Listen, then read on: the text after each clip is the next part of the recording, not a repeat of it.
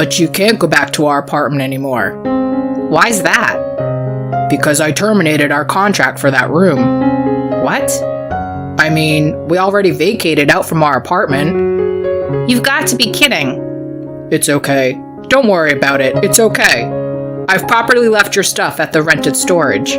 See? I didn't throw away any of your stuff, so don't worry. It's completely fine. If you want it then, here, the key. I'll tell you where it is. Okay? Shut the hell up, you stupid jerk. My name is Amanda. I'm 29 years old and I work in a company. I've been married to my husband Mel for 3 years now. Currently, we live with my in-laws at their house, and so now we're a family of 4. When I first got married to Mel, it was just me and my husband. My husband had always rejected living with his parents, saying that he wanted to live freely even before marriage. However, my husband easily betrayed me so that he could get away from my annoying mother-in-law, Rita. That was 6 months ago.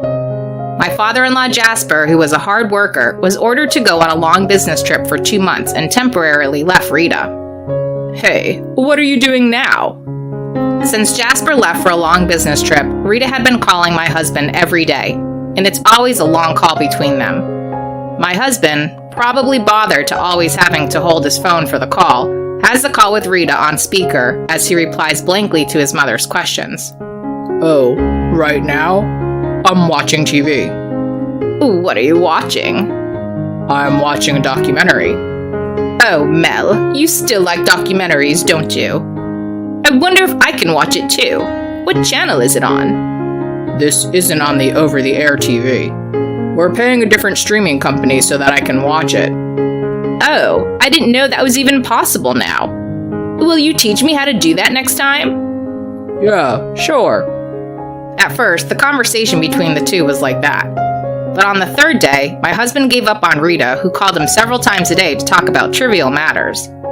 Then he started to have me get involved into their conversation over the speakerphone. What are you doing today? I'm having dinner with Amanda. Oh, is that so? What are you eating?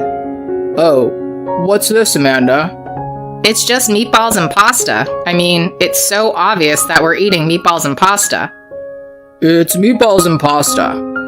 Oh, how wonderful! What kind of sauce do you use? Just the tomato sauce that we always use. What are your plans for tomorrow? I wonder what it is. It's a weekday, so it's crystal clear that Mel's working. Back in the day when I was dating my husband, I really liked how free he was. Unlike Mel, I tend to fit into a mold and I don't have his kind of freedom. So I admired him for living his life the way he wanted to. Now that I'm married, however, I am increasingly frustrated with my husband who does not want to do anything complicated. The same goes for Rita. I guess she gets even more lazy when she gets annoyed at something. Not long after my husband started to involve me in all their conversations like this, Rita began to cry. Oh, I miss Jasper. But even you don't want to talk to me, Mel. Oh, that's not true, right, Amanda? Please don't drag me into this. I remained silent as I thought that in my mind. On the phone, Rita continues to sob and cry. Then my husband began to say something outrageous. Mom, if you're so lonely, why don't you come live with us? What? Rita's voice sounded pretty happy. I silently poked my husband's arm. What a great idea! Yes, let's do that. When can you start coming over here? I'll try to get over there as soon as possible. All right then. I'm looking forward to it. Mel, you're a sweetie after all. Needless to say, we had an argument after Mel hung up the phone. Why are you making this decision all on your own? You're the one who said you don't want to live together with your parents before we got married. Because Mom was crying, you know? She's all alone, so I felt bad, you know? That's why you want to live with them? Jasper will be back in 2 months. Yeah, but Mom is getting old, and I began to think that maybe it's okay to live with them. Mom does the housework, and it's easier for you too, right? No way. I love the life I have now. But I've already said that we'd live with her. Then why don't you just go? I'll stay here. No, you can't. That would bother me. Bother you? What's that? Well, I mean, because we're married. So? Just because we're married, does it mean that a person in the marriage gets to decide things all on their own? Of course not. Well, who are you to even say that? You're the one who decided to live together without permission right in front of me now, aren't you? Don't worry. I promise that she won't bother you, Amanda. Absolutely not. Fine. Then it's okay if I only go for a limited time, right? Until Dad comes back. That's all it takes, right? I can't leave my lonely mom after all. Wouldn't you feel the same way if it were your mother? I'll definitely cooperate with your parents if something happens to them. Are you sure that it's until Jasper comes home? Yes, I promise. You better be there between me and Rita if anything happens. You better help me out, okay? Yes, don't worry about that. When Mel mentioned about my parents, I reluctantly agreed to his idea and lived with Rita for this limited period of time. However, I realized that it was not something I should have done, because the promise that we made has not been kept at all. 6 months have already passed since we moved into my in-laws' place, and Jasper has already came back from his business trip, and I was getting super angry at this situation. The person who is most upset is myself. I was too stupid to believe my husband's stupid words at that time. I fell into his trap when he said, "I'll help your family out too, Amanda." But when I actually sat and thought about it, I realized that, unlike Rita, my parents would never make a bunch of phone calls without considering for the other person. And the other two sources that are really infuriating me are Rita and my husband. Those two. Ever since I came to live with them, they have been treating me with disrespect. Moreover, in front of Jasper, Rita plays the role of a good mother-in-law. Jasper is a workaholic and comes home late. Taking advantage of this, Rita did whatever she wanted. Hey. Did you do the laundry? I just got home from work. So what? I would be very grateful if you would do them during the day. Excuse me? Isn't it your job to do all the housework? I glare at my husband, but my husband should be able to hear Rita's voice, doesn't even look at me. Hey, I'm hungry. What's for dinner tonight? I've already told Mel this, but I already had a dinner meeting today. Oh, I see. So, what's for dinner today? Well, as long as we live together, I will help out, but I can't prepare meals for you every time. You're in the position of a wife, right? Do you realize who you are talking to? I got angry and ran up to the bedroom. In the end, Rita and my husband seemed to have gotten a takeout or something. After a while, my husband came into the bedroom. At the sight of him, my anger reignited. My husband appears in front of me in a relaxed mode after eating dinner and taking a bath, being very ignorant about what had happened to me. I'm just so angry at him. I can't live like this anymore. Oh, why? What did you say to me before we moved in here? What was it? Okay, that's enough. I'm going back to my house. Just kidding. I remember. But you can't go back to our apartment anymore. Why's that? Because I terminated our contract for that room. What? I mean, we already vacated out from our apartment. You've got to be kidding. It's okay, don't worry about it, it's okay. I've properly left your stuff at the rented storage, see? I didn't throw away any of your stuff, so don't worry, it's completely fine. If you want it, then here, the key. I'll tell you where it is, okay? Shut the hell up, you stupid jerk! Mel doesn't understand the reason for my anger at all. He's rambling on and on about things that are off the point. He had betrayed me. He sacrificed me to avoid being annoyed by Rita, and I can't ever forgive him for that. So I decided I was going to make them suffer and then get a divorce. Then I received an invitation to a wedding from my distant relative, Allie. I hadn't seen her for a while, but I used to play with her at my grandfather's house when I was little. Wow, just as I expected from her. I let out a huge sigh when I learned that Allie was having a huge wedding ceremony. I haven't spoken to my husband or Rita since then, but I'm leaving home for a few days to attend the wedding, so I thought that I would just let them know about it. I have something to say to both of you. My husband looked like he was prepared for something serious. It's still a long way off, but I'm going away for 3 days in October. Oh my! Where are you going? To San Diego. What? A trip? No. That's great. Let's go. I beg your pardon? We'll go too.